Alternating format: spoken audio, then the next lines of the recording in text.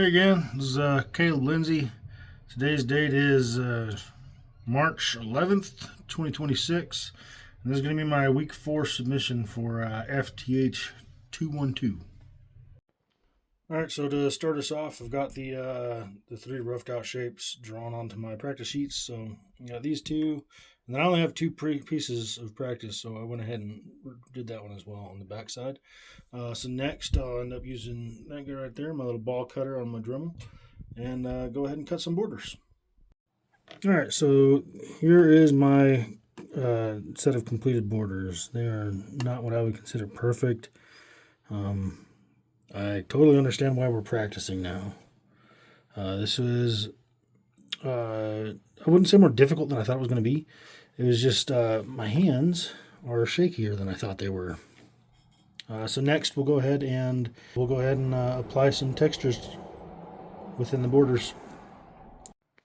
All right, so this is what I've ended up with so far. I'm not really happy with any of them. I think I actually kind of want to redo some of this stuff, except for this one.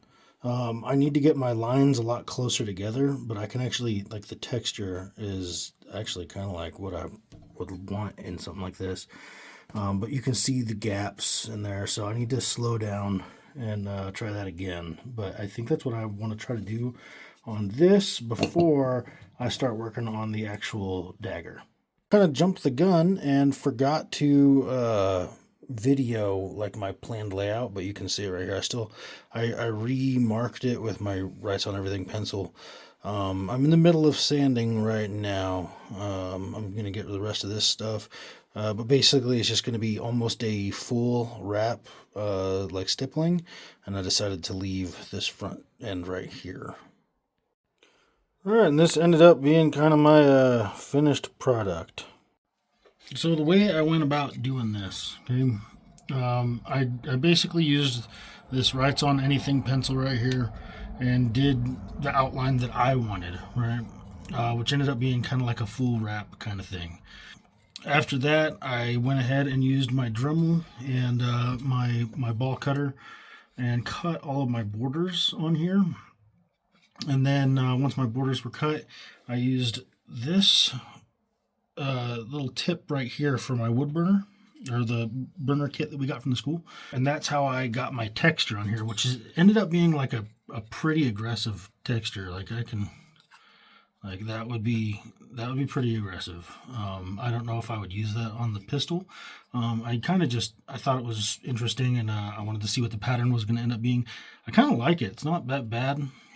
It's kind of cool. Anyways, so I did that, and then what I did was I took this tip right here and did what I'm going to call stitching my borders, right? So I just got the tip of this thing in here and just barely went along the line there, and then I blended it all together using that tip right there.